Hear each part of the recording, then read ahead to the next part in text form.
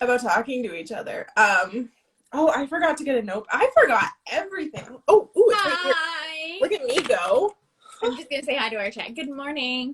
Good We're here morning. so early. My Not head. morning for half of you. Sorry. Yeah. All right. My head hurts so bad. Oh my gosh. I cracked it so hard. I was in my story time, so I was in my laundry room looking for something, and we have a cupboard.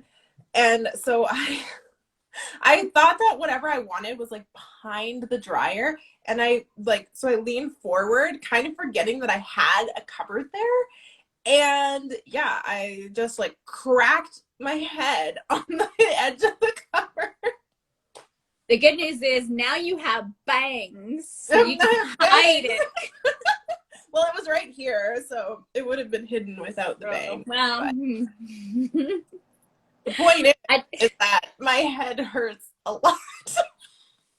But I have coffee. It's okay. You know, we're so early this morning. We were actually recording a bit of a podcast right before we got on here. I feel like we're like so hopped up. I've already had like a cup of coffee. I wanted to get, into it this morning because I am not a morning person. Pre-gaming before today's show. Yeah, I'm not a morning person at all. So I had to prepare myself, and all night I couldn't sleep because I was like, I have to get up, I have to get ready, all this stuff. And oh gosh, it was a lot. This angle is just, everything about this setup is so bad. I'm so sorry. Yeah, welcome to our morning show. Welcome to the show. This is why you want to watch us struggle. This is why we do Sunday afternoons. It's probably mostly it's mostly me because I'm just terrible. So there. I mean, I'm not gonna say that I was already up for a while when you got up, but Okay, and in my defense, I am 2 hours behind you right now, and I had to get up at 5 to look at the semblance of normal, and it didn't work out for me. So I need someone to understand that. There. I think our chat is, on your side here. Thank you. I mean, it's evening, so, we got evening, we've got day. See if I recognize anyone's time zones here.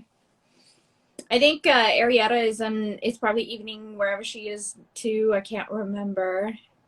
Europe. We sound like a bunch of lazy slugs in conclusion. Yeah, we do. Yeah. But really, like we said, before this, we were recording a podcast, so we've been doing a lot this morning. Okay, well, let's get to the show. People are tired of hearing. All right. For anyone who's just tuning in, this is our February recap. We are a few days late to it, but something came up on my end. I wasn't able to make the show. It was very last minute. I am so sorry. But I'm back, and I'll be here. Yeah, you guys left us so many questions. We realized we couldn't just ignore them and not make it up. And I'm supposed to be away this weekend, so we were trying to figure out a time where we could do it, and we figured now was the best time. So anyway. Yeah. The good news is if you're not watching this live, you can watch it on Instagram and YouTube eventually. So yeah. All right. Welcome back to So You Wanna, the show for writers by writers.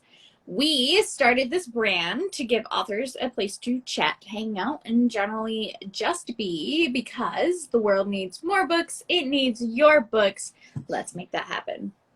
I'm Meg, and because this is the February recap, I just want everyone to know, since I talked about it being Pisces season so much, the 28th of February was actually my birthday, so woo!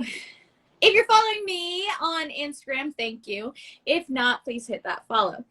I am the author of the Miranda Writes trilogy, The Holiday Affair, the Ostler's Boy series, and a few broody poems, Shallow, In Deep, that sort of thing, and Birds and Bullets. I'm also working on a new piece right now, and all I will tell you about that is that it is a contemporary fantasy. What was I calling it? I was calling it a romantic sci-fantasy. Yeah, that's what you're calling. Yeah. Yeah. I'm so clever.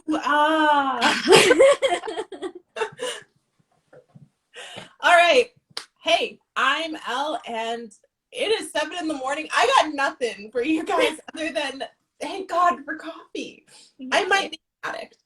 Anyways, I am a contemporary romance author who dabbles in poetry. I have 3 complete binge-ready novels, For the Love of Art, which was shortlisted for the 2021 Waddies. I Read, which is the first book in my 5-part series, The Bachelor Collective. And I have a good any time of the year holiday novella, A Very Calor Christmas.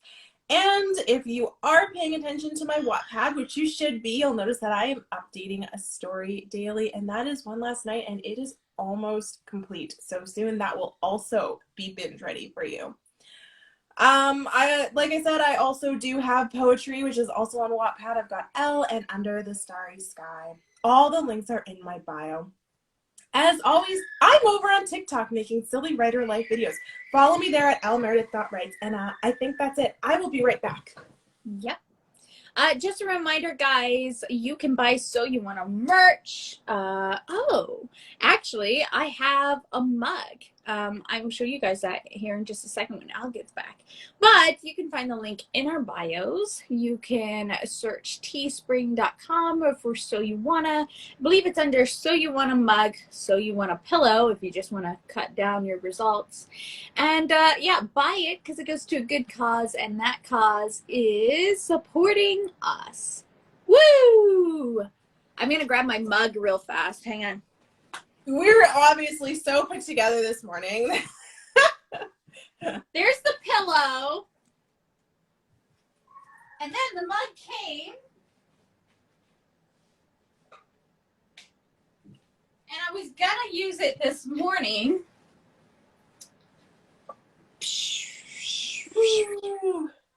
But alas, I didn't use it this morning. It still has the barcode in it.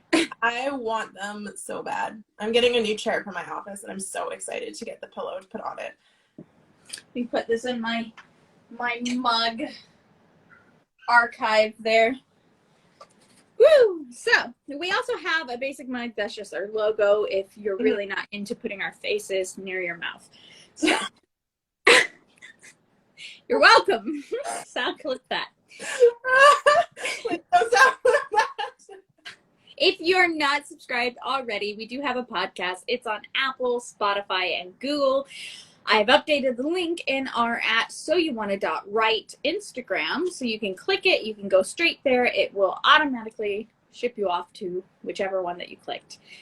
Yeah. We're on YouTube, we're on Discord, and you are welcome to be as well. It is an open community for all writers, whether they're in the drafting phase, the dreaming phase, the publishing phase, the imposter syndrome phase, whatever's clever, join us. We will help you through it. So. Oh my gosh. Well, I'm excited. We already said at the top, this is our recap show. It's always nice doing these. Yeah. For anyone who doesn't know, like behind the scenes, I do a lot of the research and a lot of like putting scripts together for the show. So it's always nice when I can just, pick pieces from previous shows and put them together. It's a little bit faster. Oh, hey, Rem. Mm-hmm. Yeah, Remy has joined. Is your employee? Yeah. No, Remington, you can't sit on that.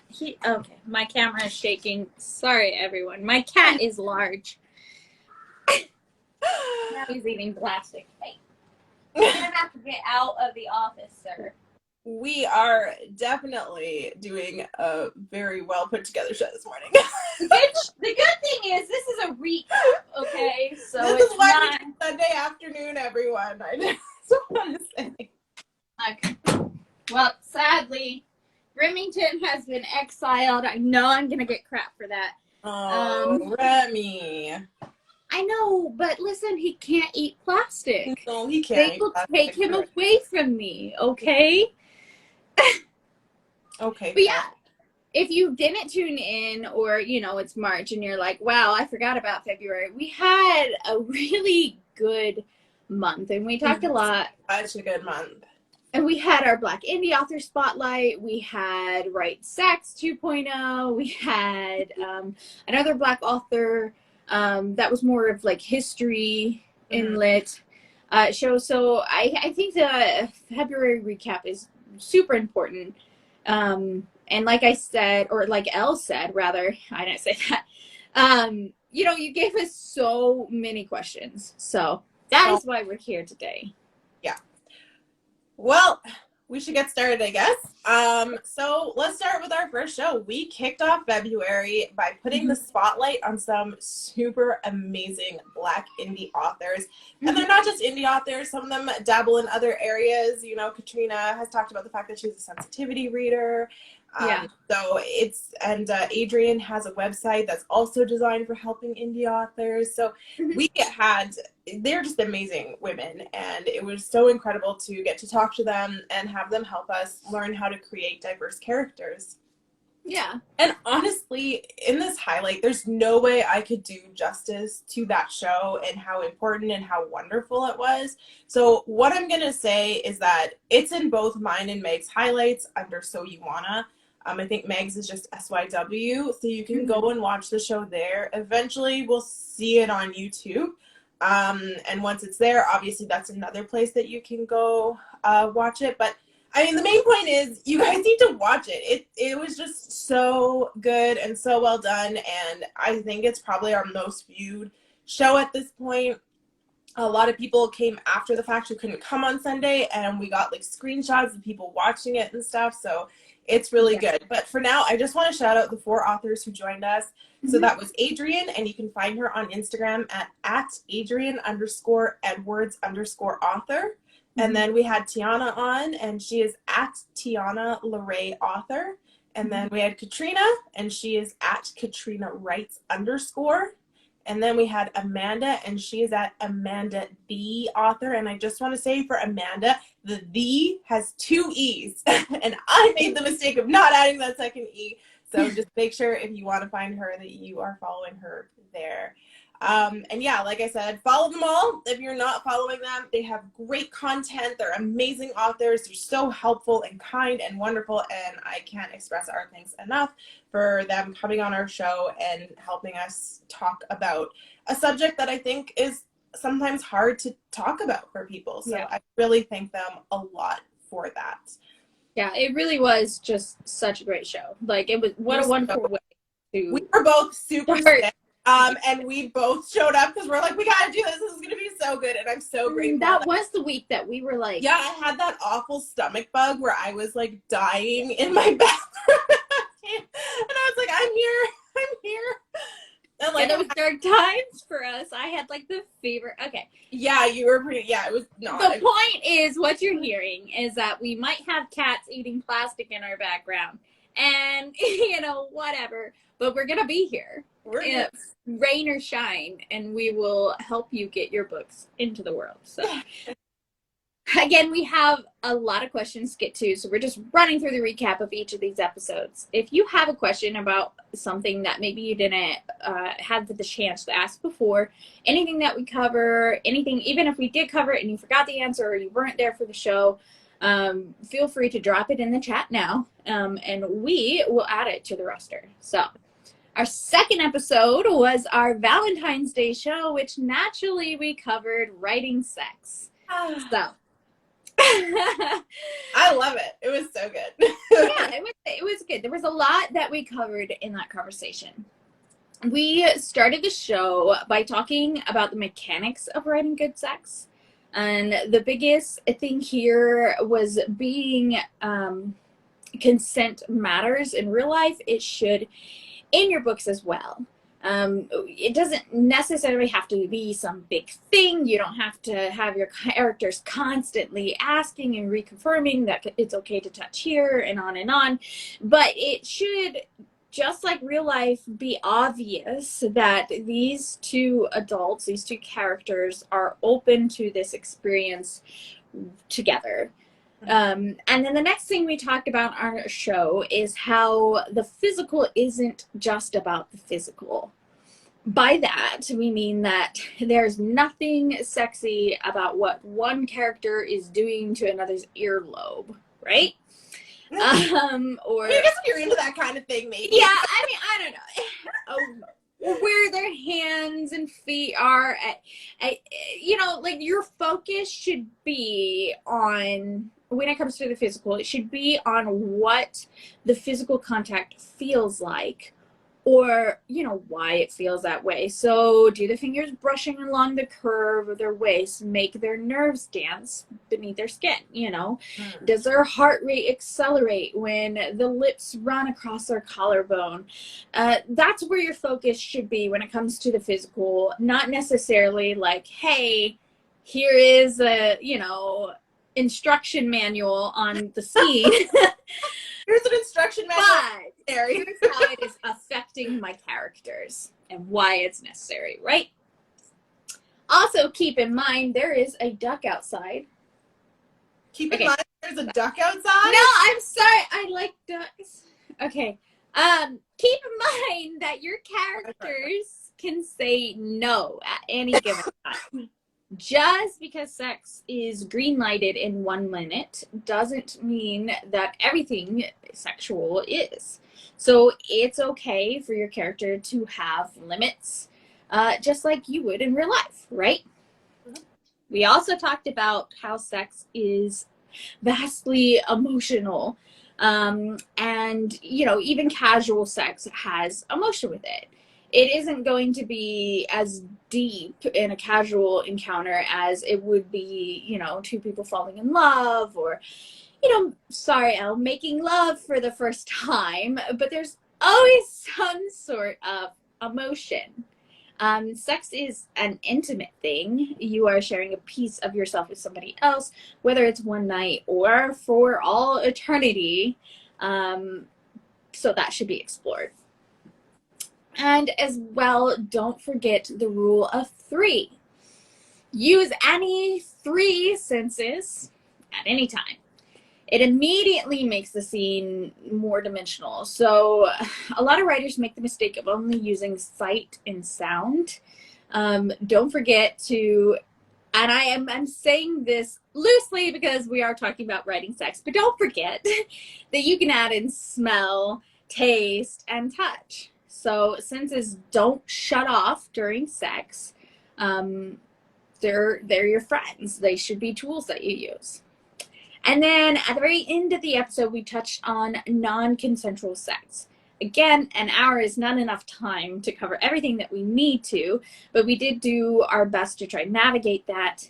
If you want to know more about it, we encourage you to go back and watch the show because it is such a sensitive topic. Elle and I like to drop a bunch of trigger warnings and sensitivity content and stuff. I'm not going to get into it. Here, the takeaway from it is just, if you're going to include a non-consensual sex scene or rape as what it is, make sure that you're including trigger warnings or, you know, content, I guess, at the beginning or of your story, or if you're on Wattpad or Inkitt or something like that, at the beginning of the chapter. And just think about who you are, you know, reaching in your audience. Never write it for shock value. Make sure that it actually changes your story somehow and affects the characters, because it is a very real thing. And you don't want to be that guy or gal that's writing something just to, you know, surprise their readers. So, in fact, saying that, I am an advocate for this. If you have listened to our show, you know that I'm a very Chekhov's gun style writer. I am very adamant about things having to matter in the story. And for me, sex is one of those things. So, you know, as a reader, I read romance or fantasy romance or anything that has romance in it. I also read thrillers and non-other things. But the point is, when I read a romance and there is sex, I want it to matter to the story and move the story forward. I like to read books that don't have any smut in them too, because I'm okay with that. If there's no place for it in the book, that's fine. I think that if it is in the book, it should serve a purpose, is the point of that. So, You don't have to include it in writing if you don't want to. That's the end of my rant. Absolutely not. Yeah, I agree. Okay. Next, the third subject that we covered in March was Black authors. More specifically, we talked about the history of Black authors. So, you know, we wanted to dedicate a show to that because obviously February is Black History Month. So it felt right to include a Black history episode. And it's just really important to recognize how far we've come and how far we have to go with helping Black people and elevating them in society. So we went over the history of African American authors, and that's because the most asked questions we get tend to be about life in the United States. So it just kind of made sense for us to base it in the United States, but we highly encourage that you research this topic everywhere around the world, because this is not just a one country problem. We have problems in Canada, there are problems in Europe, there are problems everywhere. So do not think that this is like single to one area. It's really, really not. And if we're going to help Black people, it should be a worldwide kind of trying to help. Right. So what we did cover, though, because I'm going to take it back to the States, which is where we did it in. What we did was we covered from slavery up until present, different authors and how they actually paved the way for Black authors today.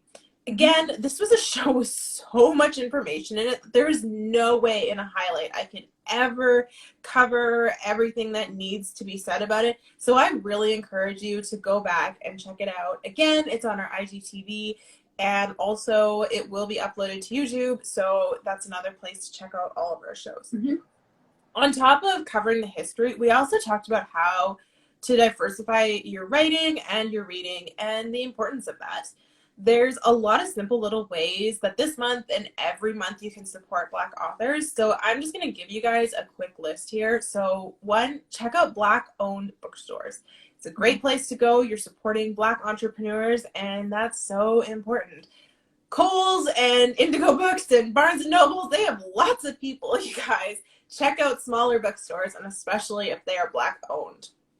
You're also probably going to find more Black authors in there than what you would expect from, say, Barnes and Nobles, and you're probably going to find actually more indie authors and stuff too in smaller bookstores. So they are a great place to shop to diversify your reads. And you would actually be surprised how many individually owned or, you know, small bookshops there are in your area. I just stumbled on one the other day, and they have a whole section for our area of indie authors. Like, and yeah, so, you know, you could discover your new best friend in, you know, your area just by popping in. That's not how I'm not in your area. But no, I know, that's not how we met. But if you were, I would have read your books. One day. We'll make it happen. Okay. So look for books that are written by Black authors in your genre of choice. So, you know, I mean, I'm not saying that you have to always buy Black authors, but, you know, if you have a genre that you're into and you don't have a specific idea of what you want to buy that day, maybe you're just browsing a bit, you know, flip it over, see who the author is, and, you know, maybe try their book out instead of going for a usual author that you would go to. You know, try something new and different. Obviously, support Black indie authors. We listed some above, but there are so many more. We asked a lot of people.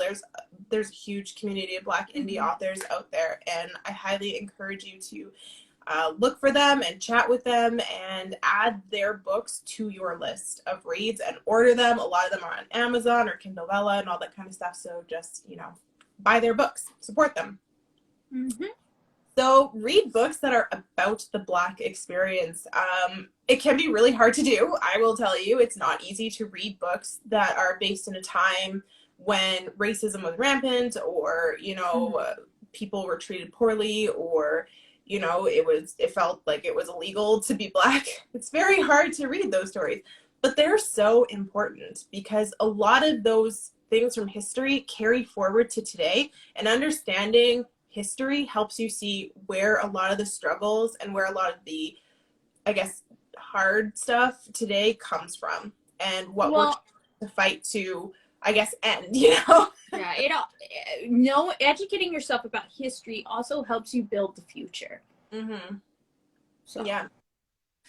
And if you don't know how to write something, so if you are an author and you're trying to write something about someone being Black or the Black experience, ask.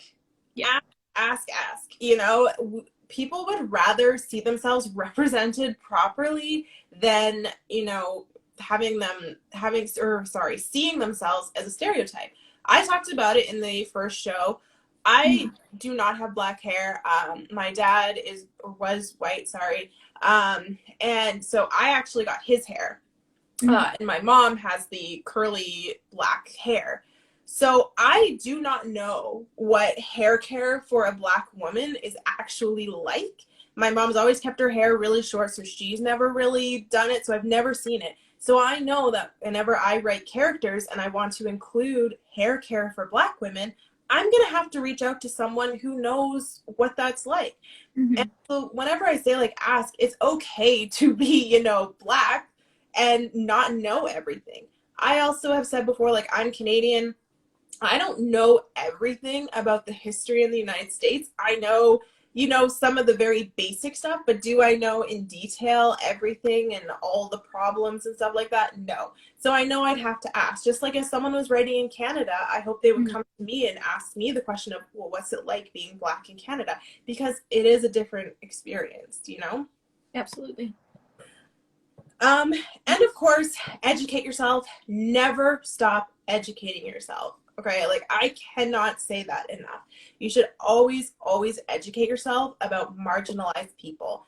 So, you know, you cannot affect change if you are not putting in the time to really learn the issues and learn what you can do to actually support people. I got waved at by you, man. That was me. Yeah, I was waving at everybody in the chat. Sorry. Well, thank you. Hey. Nice to know that if that had been a signal to you, you would have just alerted the chat. We have a great vibe, guys. Okay. And I just want to remind everyone, February, you should not, like, February is not the only month you should be supporting Black people in, okay? I am Black 12 months of the year. So what? I know, and I can't just take it off in March. So, you know, I want to just encourage everyone every day of the year, make sure that you are educating yourself, that you are doing stuff to uplift Black people, and, you know, and like I said, never stop educating. And of course, when it comes to diversifying your reads, we took it a step outside of Black people as well, because it's more than just, you know, Black people when it comes to diversifying reads. Disabled people, people struggling with illness and disease, people have genetic anomalies. They all look different. And whenever it comes to diversifying your reads, you should also add those to your list as well. Because again, these are people that we don't always read about, or we don't talk about, or we try and ignore in society, but they exist. They're people, they want to be represented. So use your platforms to normalize people, normalize humans. That's our campaign for 2022. Woo! Normalize humans. Yes. Okay, well, like we said, I'm glad that we have 30 minutes because we have so many questions to get through. So I'm glad that we have half an hour to take some time to really answer them for you guys. So yeah, I guess we can start doing that. Sorry, I'm writing some ideas down as I go. So some ideas for your book or no, for this show. Like as we were talking, I was like, oh, we should do this. All right. Good. Yeah, I'm writing a book as we go. Look, you know, inspiration hits at different times. I would not be upset if you're like, sorry, I just got mad inspired because you are such a great speaker, Elle. Content creation. God. Okay. The point is, we said earlier, we got so many questions. We did. Really, this is probably the most questions that we've ever received. Yeah, outside of our July hangout, this is probably the most questions. Yeah. That's good. So if you have any pressing questions on your brain right now, drop them in the chat. Or, you know, you see that we usually try to put this up at least once a week, you know, at least Elle does. see the question there, don't feel like you are asking a stupid question, you know? Yeah. We answer all questions, Yeah, and we've gotten some weird ones. Someone literally asked about my tattoo once because they thought I like drew a line on my arm every week. And yeah. that's cool. That's fine. I was happy to show it and share it and all this. Like, it's not a stupid Yeah. question. You know, like, we answer all questions. Doesn't matter what they are. And the best part is we don't tell people who's asking. So, Yeah, you know, if you do ask a stupid question, nobody's going to. It's all anonymous. We just answer it. Okay. Number 1. Can you explain what you mean about interracial couples having misunderstandings? Yeah, so this is a hard one because, like, so I want to say we try to not make the show political. So I'm going to try and answer this question kind of as non-politically as possible. And if you want more information, then slide into my DMs because, yeah, like, it's just really important to me that we don't get political here, that we're just helping you guys create good content. But when it comes to interracial couples, I think the biggest thing is that, like, I don't want this to sound bad, but it's almost like when you're in a relationship with someone, like, you almost kind of forget, like, color, and you forget all that stuff sometimes because you're just with that person, you love them, you know, like, you see them, and whenever you forget that, you know, your partner is Black, you kind of almost lose sight that they struggle through things, and you don't know how to really help them through that. Or you don't understand why it's so painful, you know? I mean, Well, your experiences are going to be different. So, walking to Starbucks could be, you know, Elle could be treated different than I would be walking in. You know, that, not dissing Starbucks, but, you know. But even on the street, you know, I've been walking down the street and I've had someone yell a racial slur at me, and, you know, and sometimes the person who's beside me who's white, their first thing is like, oh my gosh, let me, like, go fight this person. It's like, no, you know, no, we're just going to keep going, and we're going to just, you know, like, my thought is I'm not going to give that person the attention that they want. I'm just going to walk away because, you know, one person, you can't really change their view. If they think of me as something, I can't go and stand and yell at them until they think differently of me. You know, like, that's a good way of saying, you know, your reactions are going to be different too, you know? So, and that's going to vary people to people. And also sometimes the reaction is, you know, even more hurtful is whenever, you know, that person's like, well, I don't even get why that would hurt you. You know, why does that matter? And, you know, and it's very hard to explain, like, hey, there's a history here. This is not just one person calling me a name. It goes so much deeper than that. And so it's all these little things that make it hard. And it doesn't mean that you can't do it. It's just that you have to make sure that, you know, if you are someone who's going to be in a relationship with someone of color, that you are willing to put the time in to understand them and to understand the issues and all that kind of stuff. It's, you know, like, I don't want it to seem like it's this big deal and, you know, people shouldn't do it. There are interracial couples that work out, that have long, happy relationships. It's just that you have to be someone who's willing to always keep educating themselves and, you know, and applying it to writing, you know, you just want to be sure that when you are writing an interracial couple that, you know, you have somebody, if you're, well, I mean, I guess if it's an interracial couple, I assume, unless you are both. I always go with real life when I say apply.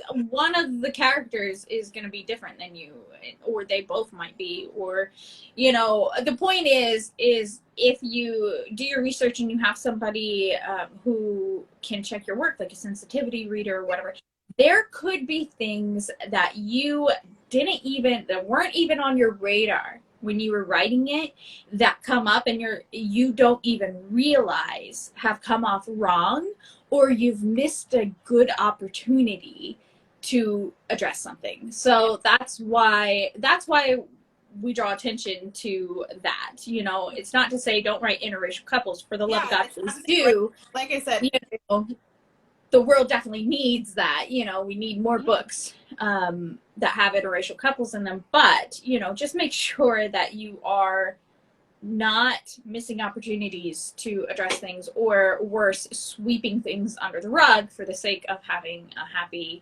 you know.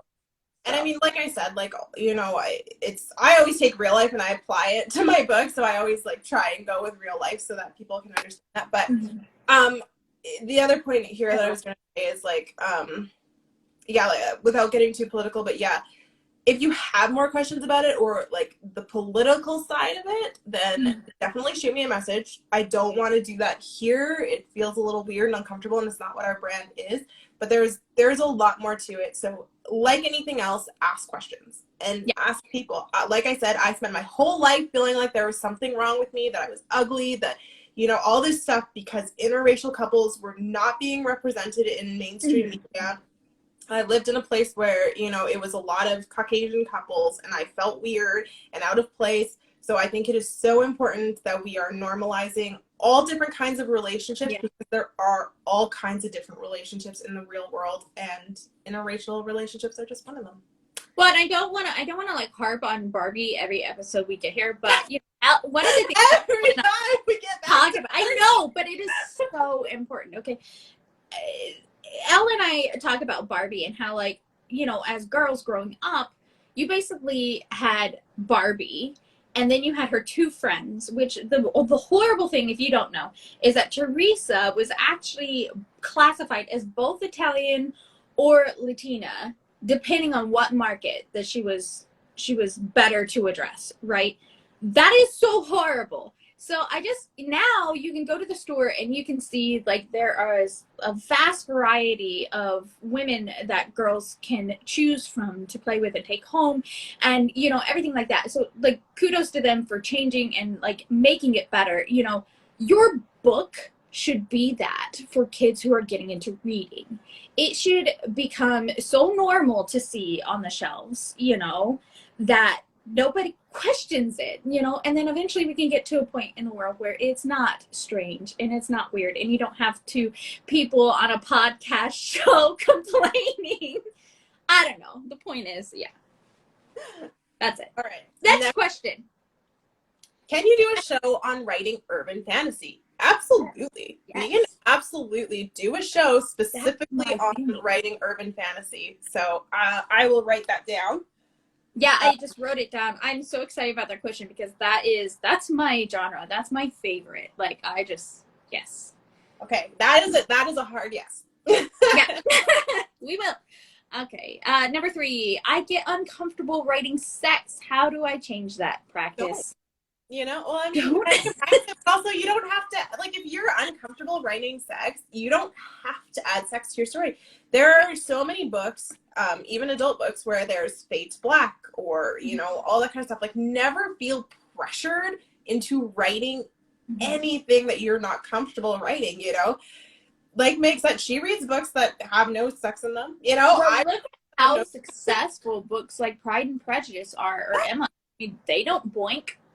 I'm just saying, you know, unless I missed the chapter where George Knightley gets frisky, you know, and if you're writing that book, you just slide that into my DMs. There's a fanfic somewhere. This book, I know I mentioned it a lot, The Wedding Date, every sex scene in this is fade to black. So, you know, you don't have to feel like to write a romance even. You have to have explicit sex scenes to write a good romance. This book was great, you know, it was so good.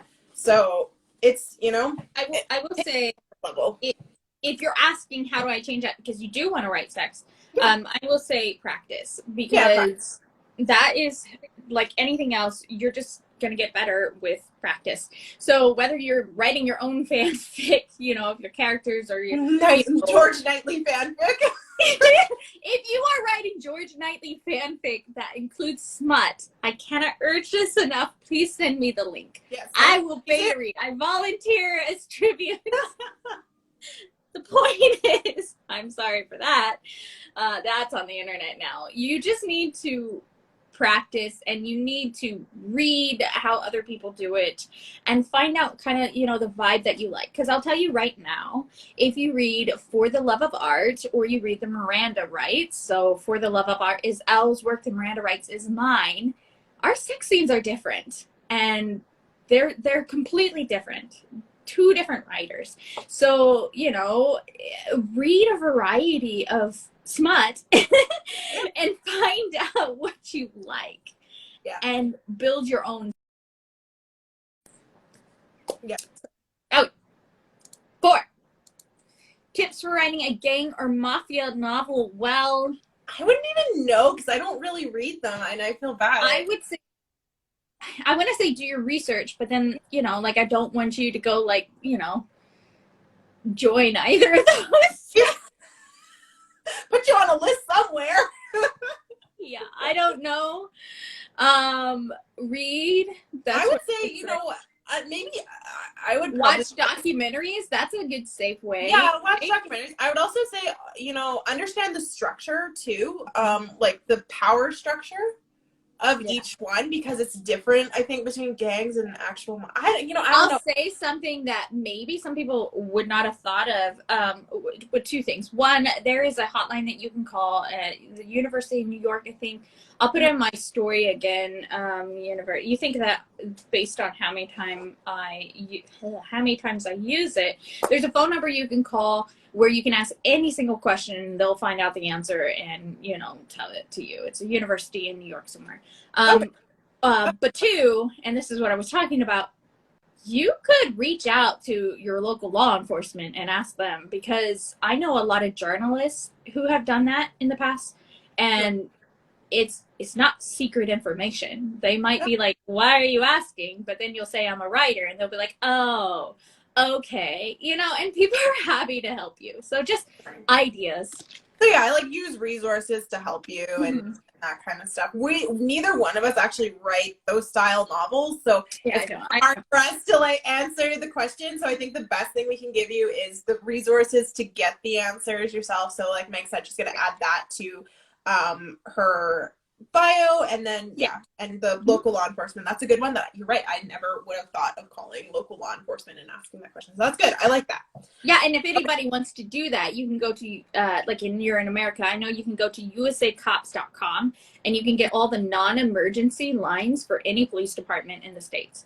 So you can just go and find them and then call them and be like, I am a writer. I have a question. We are not advocating to call 911 to ask this question, by the way. Don't call. Please call the non-emergency line. Non-emergency line.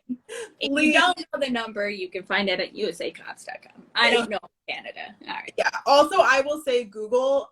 If you Google like the city that you're in, or like the county or anything like that in Canada, anyway, I know that you can actually get non-emergency lines for the area. So, but that's not the point. The point is do your research. Yes, that's the final answer. Do your research. Okay. Why did you do Calor Glen 2 and not For the Love of Art? Okay, well, because she hasn't done For the Love of Art 2 yet. No, I mean, I really feel like Isla and Nathan's story is done. I don't feel like I could really take it anywhere else and stuff. And Calor Glen just never say never. There were unanswered questions in Calor Glen, but I felt like there was a lot I could do with it because there were a lot of open-ended things that really just allowed me to do a novella.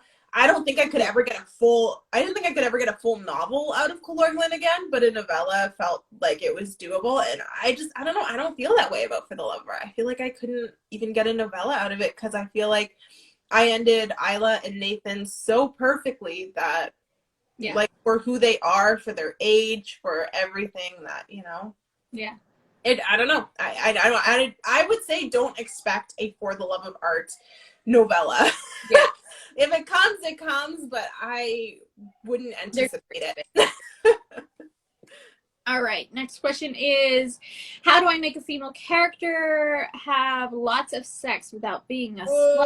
I mean, fun thing about this is my soapbox can have sex and not be sluts. That's the great part. Where is my soapbox? Okay. There is nothing that drives me more nuts than the fact that we are still calling women who enjoy sex sluts. Stop. Please. Unless they're into that. I mean, that's a different thing. But I just want to say, you guys, there is a spectrum when it comes to sex, okay? From asexual to hypersexual. Everyone falls somewhere in that spectrum. And there is nothing wrong with wherever you are on that spectrum. You know?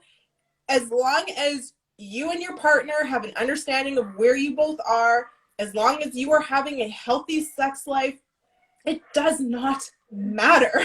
It doesn't matter, you know? And on top of that, women are allowed, oh, and I should add, on that spectrum is not gender-based. It's not like women are here, men are here, you know, it's not like that. It doesn't matter what gender you identify as, you are going to be somewhere on that spectrum. And gender does not tell you or decide where you are on that spectrum. And more than that, women are allowed to have as many sexual partners as they would like, as long as everyone is consenting and adult and happy. The rest does not matter. It doesn't matter.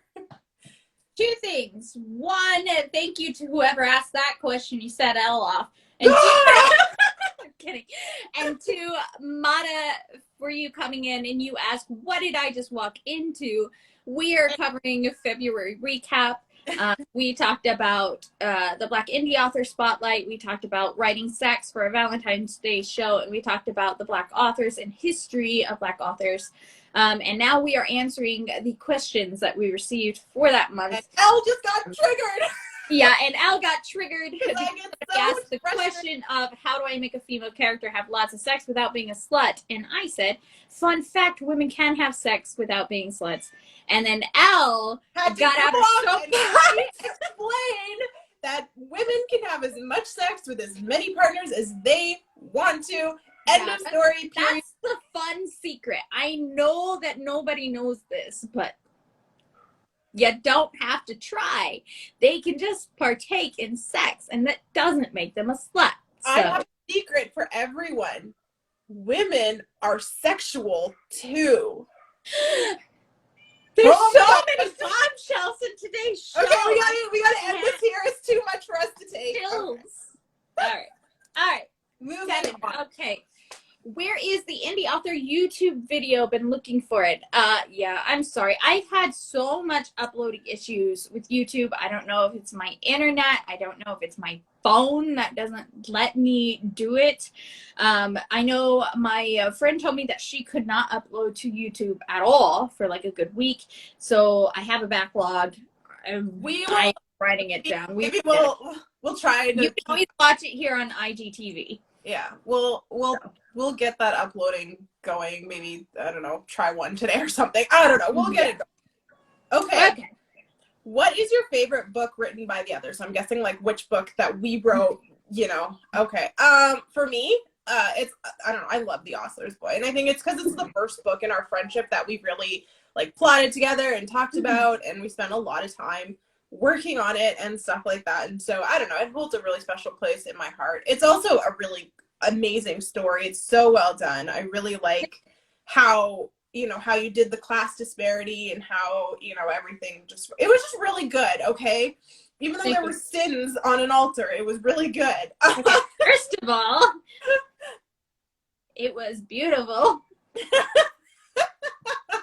I'm not sorry. Okay.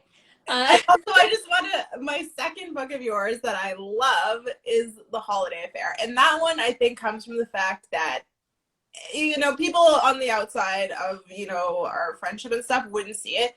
But there were so many moments where it was like, hey, this is our friendship. What is this? You know, and I realized like how much of our friendship is actually in that book. So it's very meaningful. So yeah. Those two always kind of tie for me, and it's hard for me to pick, but I love them both. So thanks. I always get really uncomfortable when people praise my work. It's imposter syndrome. I don't know, but I appreciate it. I'm trying to be better. Thank you. Yeah. For me, man, I love Chlorine Line, even though I struggle to say it.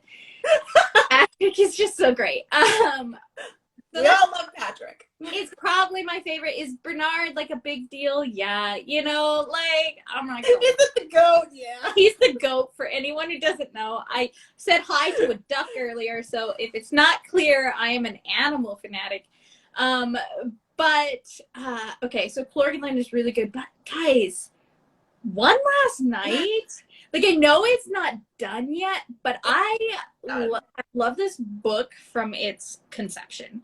And, like, I'm just like, I'm getting chills left and right. Okay, but it's so good. And I love Jonathan, and just, you know, and what's weird about it is that this is, I'm not going to spoil anything, but this is a friends to lovers trope. And I am an enemies to lover kind of gal.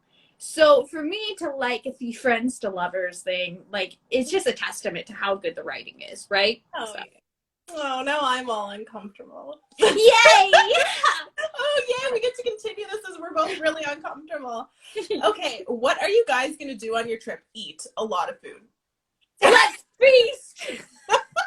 We're going to this place that Meg said is so good. She went with her coworker and they praised it, so she's going to take me there. Oh, God. That's the opposite of what's happening. We're not going there. No, actually, she told me if she took me to a particular restaurant to just assume that our friendship is over. But then yesterday, she said, maybe it's not over, maybe it's evolving. And I'm like, so we're going to evolve it with food poisoning? What? Okay. But seriously, the only thing that we've really honed in on is food. It's food. It's food. We're just kind of gonna wing it. We do have a little bit outside of food. We're winging plan. it. I mean, we do have a little bit of plan on like stuff that we're gonna do. Yeah. We're definitely gonna do a show, and we're gonna go live. If and we have a fun you can hang out with us. That show. It's gonna be amazing. I'm so excited. Okay, so I am into this. Mata says in the chat, okay, Megan, but hear me out. Friends to lovers to enemies to friends to lovers. That's I'm kind of into the that in any order in which it happens. So, you know, my story is kind of like that because they were friends and then they had a big falling out and then they're kind of go back to being friends and then, you know. Anyway. Yeah. It's good. One last night. The Fajita restaurant. Now I'm concerned about how many places I am going to get food poisoning. Okay. First of all, the reason why fajita comes up is because I am horrifically allergic to peppers and I keep getting cross-contaminated. That's why Mata brought that up. Restaurants and make your own. I had fajitas and I had an allergic reaction. So that was not food poison. Well, I mean, it was food poisoning in the sense that the food poisoned me, but not because it was like badly prepared. It's because my body hates me and hates peppers, which I love. But for the record, that other restaurant will likely be badly prepared food poisoning. The other restaurant was not badly prepared. It just was terrible. It just I just feel like food poisoning bad. Janae says, I love enemies to lovers trope. Me too. In fact, if you have any enemies to lover trope recommendations, because I am a reader, guys, please feel free to just throw them at me. Again, this is another PSA. If you are writing a George Knightley smut, I didn't know I needed it. Please send it. Now all of a sudden she's like, oh, that sounds good. Now I gotta find it, and I'm scared of that Google search. Okay. You're gonna be on a list somewhere. Okay. Maybe I should write it. Is that my calling? Okay. That's your calling, yeah. Okay, want to write a romance. Where do I start? Outline. Yeah. I'm not hating on any pansters out there. Some people are born to pants. I will say that my productivity, because of my personality type, probably I'm very type A, has soared since I started plotting. Miranda Writes took me 2 years to write. I met Elle. She introduced me to the 11-step romance plotting, and I wrote The Holiday Affair in 13 days. I wrote Protect and Serve, which is the second book to the Miranda Writes, in 60 days, just under. I've written Swords and Horses, which is the second book to the Oscar's. Well, Oscar's Boy was 4 months, and then Swords and Horses took me about a month. You know, and now I'm working on Once Upon a Night. Yeah, well, I just named it. I'm working on Once Upon a Night, which is, you know, a fantasy, sci romantasy, whatever. The point is that has taken me about a month. So if you sit and you outline and you get all the key points that you want out, and then you reference it as you go, it really keeps you on track. So my suggestion is, if you're gonna get into the romance game, welcome to the party, but you should probably get an idea of where you're going, because it will help you, I promise. Yeah, and to add to that, I will also say if Thank you you. are new to the Biosphere genre altogether, read some romances, because something that I feel like gets missed in new authors who write romance, and I am guilty of this in my early days of writing romance, is building that tension. Yeah. You have to create that tension, otherwise people are not going to care when your characters finally come together in any capacity. In fact, in what we were just talking about one last night, in that book, I actually found that a little bit difficult because these were people who knew each other and all that kind of stuff. So that made it a little bit harder for me to do. I'd never built tension with two people who knew each other and who were friends. And so it felt good whenever my readers came back and said that they were definitely feeling it and they just wanted these two together, like just get them together. So I was like, okay, good. I actually somehow nailed that. So Janae says, wow, 13 days, damn, yeah, that was a feverish fit. And then she said, my average has been 2 years, but fantasy is my #1 genre. So I just want to address this. Okay, so The Holiday Affair is a contemporary romance. It is set in modern day. It follows a, child star rock star. He's, from a boy band, and he's, an alcoholic, but there's not a lot of world building in that. So I feel like that was pretty straightforward for me to get an idea of what I want. It's also a holiday romance, so it does follow a bit of the satirical, Hallmark vibe to it. As Al called it, it's Hallmark but dark. But that's why that moved so quickly for me, is because, there wasn't a lot of world building to it.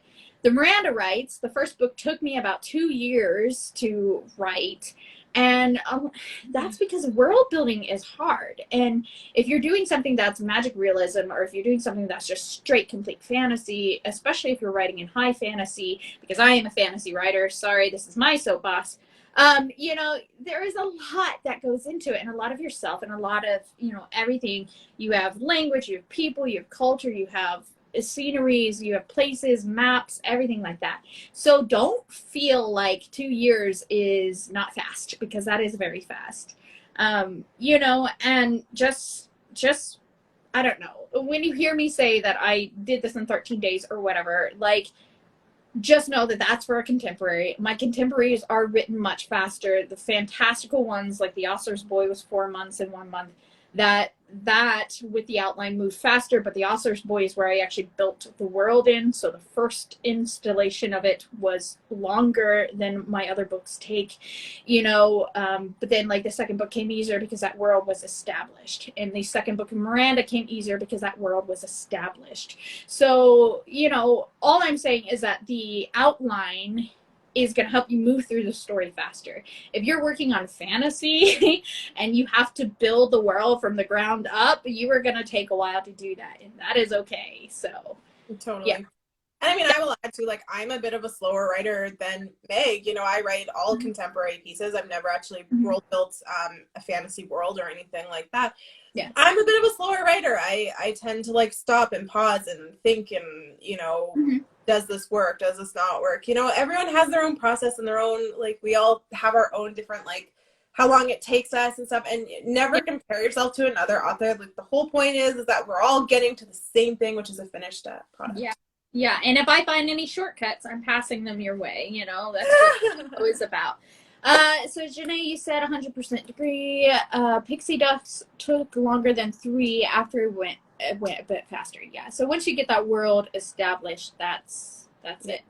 If you want to send me your link, I'd be happy to shout you out for Pixie Dust. Okay. Question. What? Else noticed how opposite your reels are to Meg's. That's. I think it's guys. Sometimes what are you saying? Because I have biscuit back here. Cottage core, even cottage core and dark academia could be different. I just want to say, yesterday I was wearing a floral print shirt and Meg called me a sexy teapot. If you want to know, I said you were like a sexy teapot. Yeah, you did. Yeah, and that's how opposite we are. I'm pretty sure you were wearing like a band T-shirt or something at the time. Like Def Leppard. like, I think the thing about us that you guys need to know is that we are very opposite in aesthetic in many ways. And we can take the same sound, and we do totally different things with the same sound. Mm-hmm. And honestly, it's our differences and the things that we're alike that actually make So You Want to work and stuff like that. And, you know, I don't know. I mean, yeah, we are opposite. You wouldn't want us to be like a carbon copy of each other. That would be. But that, I mean, I think that that's good though, because that really, you know, shows just how like interwoven this community is, you know? So I don't know. Yeah. I don't know. Are you like saying I really like Meg's is that reels. what's being said? Who asked that? Do they not like my reels? Like, There's no mention of if they like never them. tell me if you don't like them. Okay. I will say I love your reels. I always think they're so funny and so well done. So I'm here for them. Thank you. I appreciate it. I like your reels too. That's why I keep challenging you to more. I know she challenges me a lot, and I get really stressed about it all the time. That clicking one really stressed me out because I'm like, I don't know what to put down. For anyone who doesn't know, not that it matters, but Elle is an Aries, so if you really want to get under her skin, challenge her to something. Because she can't resist. She is like Marty McFly in Back to the Future. Like, you call her chicken, she's just going to have to fight you. That's just, it's fun. Yeah. It's fun. Okay. I need Couple help more. with villains. Okay, that's, you know what, that's actually a great show idea. Villains and conflict and all that kind of stuff, because villains are sometimes external, sometimes they're internal. So I think that's a great show. We can definitely do a show on conflicts and villains and all that stuff. Yeah, that's great. Also, you can DM anytime. I love the villain arc. Janae says, my husband is an Aries too, and it's the same way. Yeah. It's an Aries thing. It's a fire sign thing. Let's be honest, okay? Okay. Times are great. Okay. Anyway, what is your longest book word count? Mine would be Chlorine Line. The original sits at like 71K, and I'm just doing the reboot. And I feel like the reboot will be somewhere between 60 to 70K for sure. Yeah. So I'm putting it at 72 is what I'm guessing. I don't know. I'm really bad at the Price is Right, so you know. Yeah, I mean, it's a long book because there's so much extra stuff going on. It's more than just about, I mean, it is. I mean, it's mostly about the romance and the relationship, but there's also a lot of extra stuff in her life that adds baggage to that. And so, in all that extra stuff, I have to make sure that I'm adding and writing accurately, because it's actually really heavy and it's really big, and I don't want to do it incorrectly, because, you know, there's a lot of people who go through the same thing, and I don't want to make them feel like I'm not, you know, or that I'm being insensitive to a very serious and heartbreaking reality. So my longest is actually shocking for me. It's 99, I think, 99,000. The Ostler's Boy is at. I will say that to be industry standard novel, 50,000 is where you have to be at. So don't feel like you have to hit that many. The majority of my work hits right at 50 to 60. The Holiday Affair is like 51,000. Let's see, Birds and Bullets is 60,000. The Miranda Rights, they each come in about 60 to 70,000. I think Night Shift is 75, Protect and Serve is 70 or 68, maybe somewhere in there.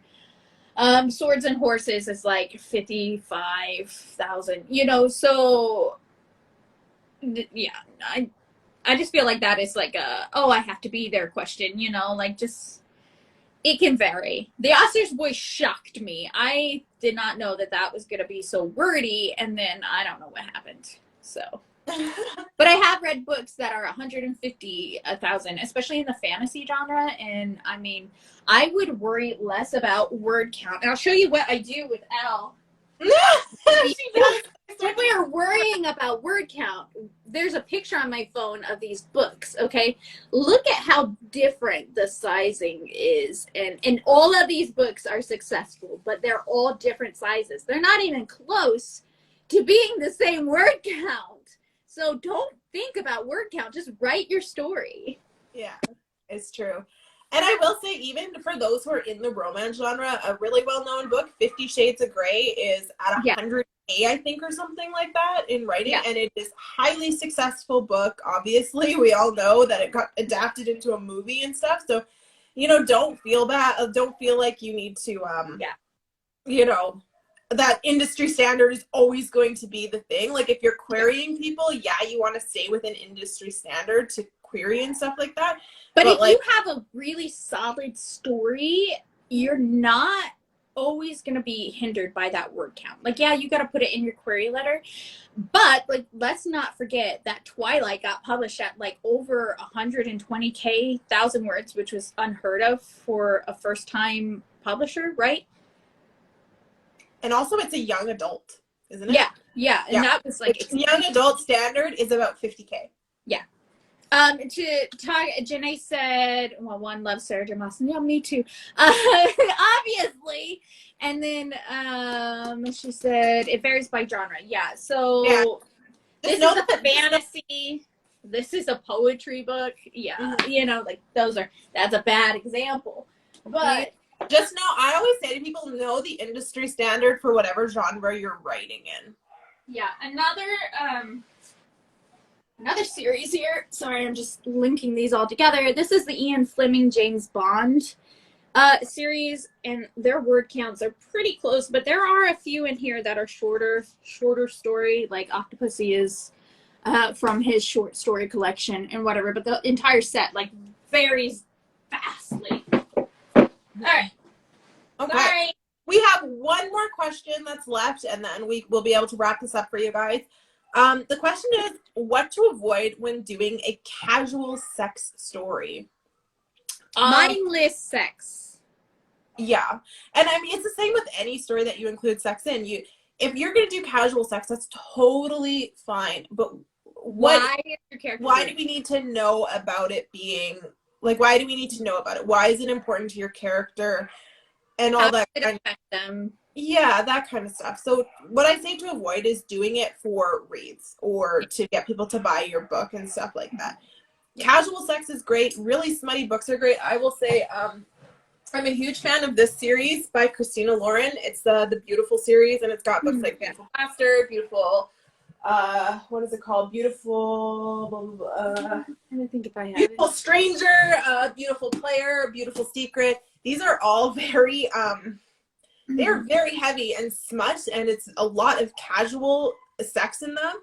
But there's a reason, and each book has a different leading lady and another, you know, it's a really good series. The point is that, like, there's a reason behind why the sex is happening, and it's not just there for, you know, to get readers in. Like, you really learn a lot about the characters through just make sure that it's a part of your book skeleton. It's not just random flesh hanging off somewhere. It's part of a bow, right? That was a scary analogy. All right. Okay, well, our hour is unfortunately up. We actually went a little bit over, which I was kind of expecting because we had so many questions. But, you know, we're so happy to answer them. And like I said, we decided to kind of do this impromptu last-minute show because you guys had some questions. It felt unfair to just, you know, pretend like they didn't exist. So we really want to answer them for you. For sure. I'm going to put Greg back in his spot here. Oh, hey, what is this? Oh, I took Casino Royale. There's another one to the... Okay. Okay, thank you everyone who came out this morning. I know it's not our normal time. Really, it means so much to see you guys back here and interacting and saying hello. And I see a few new faces this morning. So that's great. Actually, I don't see your faces. I see your names. But the point is, hi. We have a YouTube. We have a Discord. You are welcome to our Discord server. The link is in my bio. If you can't find it, you can DM me. I will invite you. Or if you are Discord savvy, you can just search for So You Want a Server. We are there. We run sprints every single day. We also have sprint events coming this year. So, you know, 24-hour events and whatever. And yeah, we're just so grateful for you all. Don't forget that we have a podcast now. I know I mentioned it, but it's on Apple, Spotify, and Google. You can listen to us talk even more. Right now, what we're doing is we're taking all the shows that we've already done and we're putting it into a concise half hour so that you can just get the information without the cat eating plastic and, you know, me making weird jokes. So. You're welcome. Yeah. Okay, just a reminder, we're not here this Sunday. We are taking a week off. We're back. I have to go on my agenda because I realized I never updated to see what we're doing. We're doing, so we're back on March 20th and we're doing contemporary fiction. So covering all things fiction in the contemporary time frame. That came out really weird. It sure did. I do want to say thank you so much to people submitting your questions and your suggestions. I'm really excited about our villain show. I'm really excited about our urban fantasy show. If somebody asked if we could do a show about main characters. So if you have an idea of what you want to see, we are open to content. Obviously, we're receptive to it. So hit one of us up. Hit up the @soyouwanna.write Instagram directly. Make sure you're following it. And yeah, you know. Yeah, definitely. That's what I got. All right. Well, we'll see you guys then on the 20th, same time, same place, and we want to see you there. Bye. Bye.